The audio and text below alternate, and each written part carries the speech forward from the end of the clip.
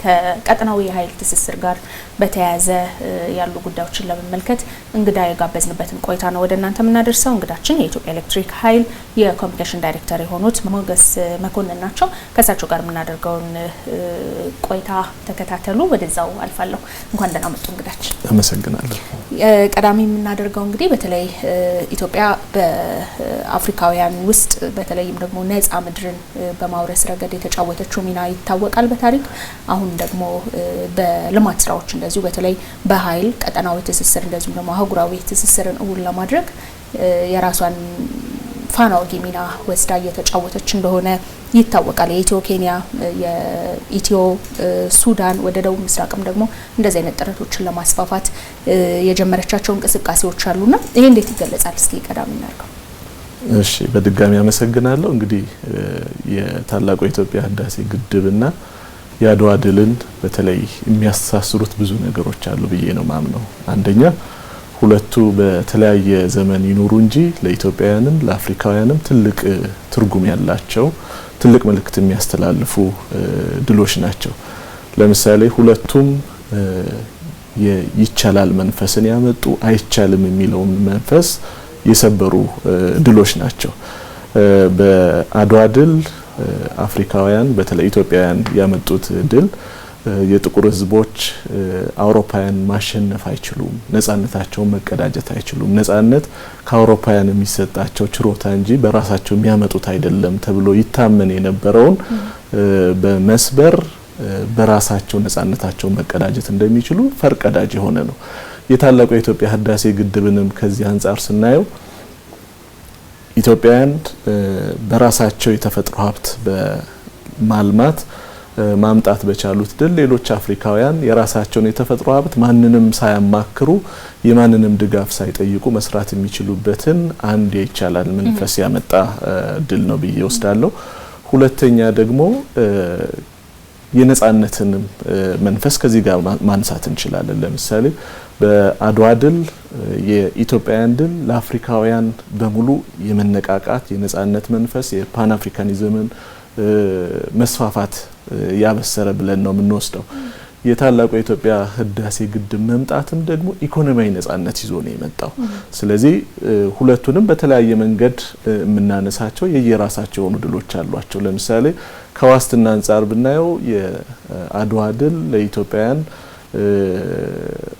ራሳቸውን በዓለም መድረክ ይዘው እንዲወጡ ራሳቸውን ችለው የሚቆሙ ህዝቦች መሆናቸውን የሚያሳይ ትልቅ ድል ነበር።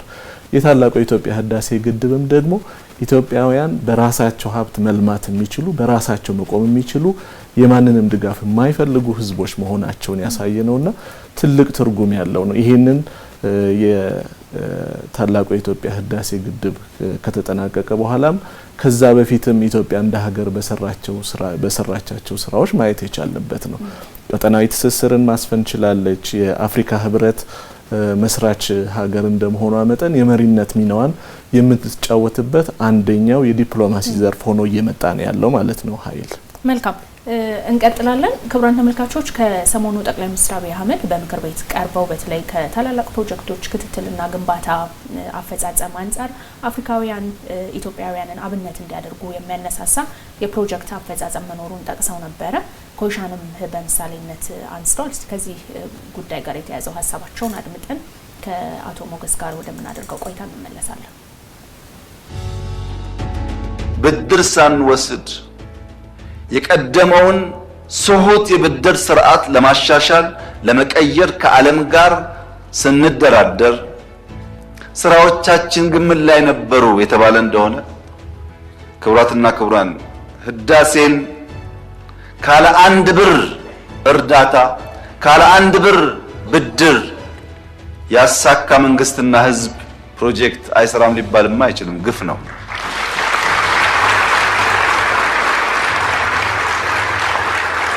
በህዳሴ ላይ አንድም ብር እርዳታ አንድም ብር ብድር ኢትዮጵያ አልወሰደችም።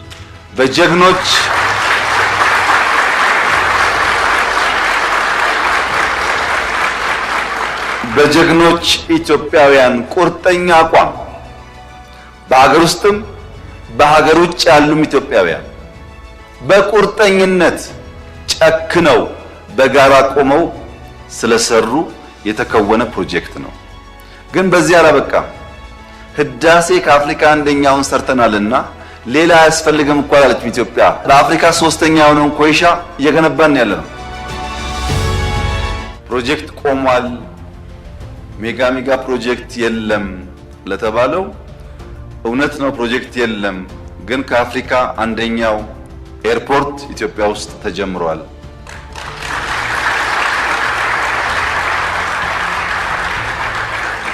እንደዚህ ያለ ፕሮጀክት ኢትዮጵያ አስባም ሰርታም አታውቅም። እውነት ነው ፕሮጀክት ቀንሷል፣ ግን የማዳበሪያ ፋብሪካ ኢትዮጵያ ውስጥ ተጀምሯል።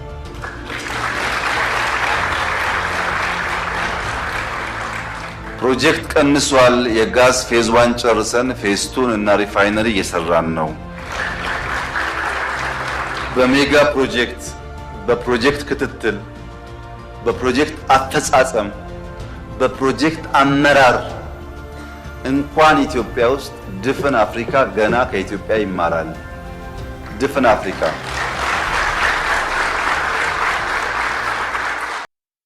አቶ ሞገስ እንግዲህ ቀደም ሲል እያነሳን ነበረ ከኢትዮጵያ በተለይ በአፍሪካውያን የነጻነት ትግል ውስጥ የነበራትን ፋና ወጊነትና አሁን ደግሞ በልማት ስራዎች ያንኑ ለመድገም እያደረገች ያለችውን ጥረት ሁለቱን ጉዳዮች በተለይ አፍሪካውያን በአብነት በምሳሌነት እየያዙት መሆኑን ከዛው ጋር በተገናኘ ደግሞ የጠቅላይ ሚኒስትሩን ሀሳብም ከሰሞኑ የፓርላማ ንግግራቸው ወስደን ተከታትለናልና እስኪ ምናልባት በስራ አጋጣሚዎች የሚመጡ አፍሪካውያን ልምድ ለመቅሰም በዚህ ዙሪያ ምን ሀሳብ ይሰጣሉ? ምን ይላሉ?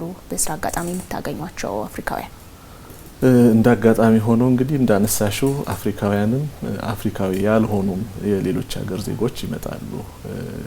በፕሮጀክቶቻችን ላይ የሚሰሩ በአማካሪነት የተሳተፉ የተለያዩ ሀገራት ዜጎች ይመጣሉና በአንድ በኩል የፕሮጀክቶቻችንን አፈጻጸምና ክትትል አሁን ላይ በጣም አፕሪሼት ተደርጎ የሚነሳበት ደረጃ ላይ እየደረሰ ነው።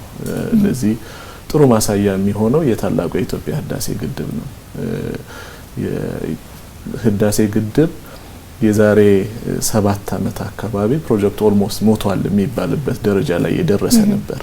አሁን ላይ ግን አፈጻጸሙ በጥሩ ሁኔታ ተከናውኖ ለምርቃት የበቃ ኢትዮጵያውያንን ብቻ ሳይሆን መላ አፍሪካውያንን ያነቃቃ ፕሮጀክት ብለን ልንወስደው የምንችል ነው። እሱ ብቻ ሳይሆን የኮይሻ ግድብንም ብናይ በፋይናንስ እጥረት የተነሳ ኦልሞስት እሱም ዝቅተኛ የአፈጻጸም ደረጃ ላይ የነበረ ፕሮጀክት ነው። አሁን ላይ የታላቁ የኢትዮጵያ ህዳሴ ግድብን ተከትሎ ግንባታው እየተፋጠነ ምናልባትም በቀጣዮቹ 2 ዓመታት ውስጥ ይጠናቀቃል ተብሎ እየተሰራበት ያለ ነው። ስለዚህ ከነዚህ ፕሮጀክቶች ልንማር የምንችለው ሌሎችም ዜጎች የሚያነሱት ነገር ምንድነው?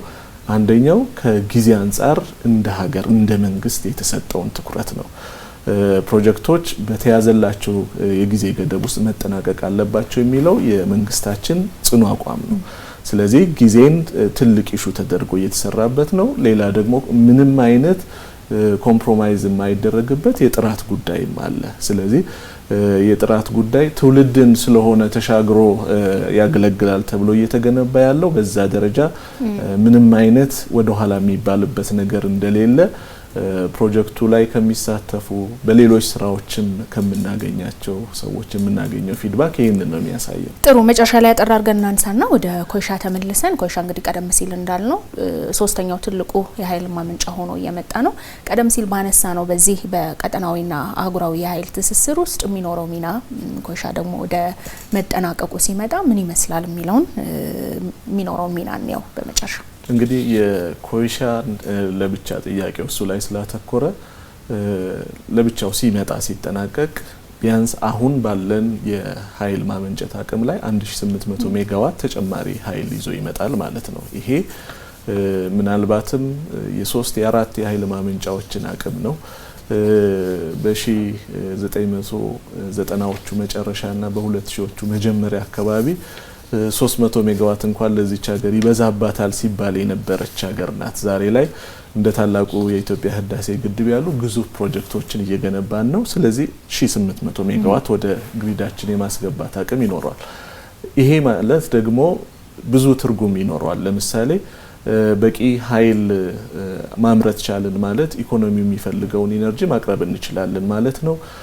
ኢንዱስትሪዎች የሚፈልጉትን ኃይል ማቅረብ እንችላለን ማለት ነው። በዚህ የተነሳ ኢኮኖሚያችን በከፍተኛ ሁኔታ ይነቃቃል። ኢንዱስትሪዎች የማምረት አቅማቸው ይጨምራል። ወጣቱ የስራ እድል የሚያገኝበት ሁኔታ ይመቻቻል። ስለዚህ በርካታ የሆነ ሀገራዊ ጠቀሜታ አለው። ከዛም አልፎ ደግሞ ለምሳሌ አሁን ከጎረቤቶቻችን ጋር የጀመርነው የኃይል ትስስር አለ። ይሄ በራሱ ለምሳሌ ኢትዮጵያ ለአፍሪካ ህብረት የአጀንዳ 2063 ከ20ዎቹ ግቦች መካከል አንደኛው የህብረቱን አባል ሀገራት በመሰረተ ልማት ማስተሳሰር የሚለው ነው። ስለዚህ ያንን ግብ ኢትዮጵያ እንደ ሀገር እንድታሳካ እንደ አህጉር ደግሞ ግባት ሆና እንድታቀጣጥል እድል የሚሰጣት ፕሮጀክት ነው ብለን ነው የምንወስደው። አቶ ሞገስ መኮንን የኢትዮጵያ ኤሌክትሪክ ኃይል ኮሚኒኬሽን ዳይሬክተር ለሰጡን ጊዜ ከልብ አመሰግናለሁ።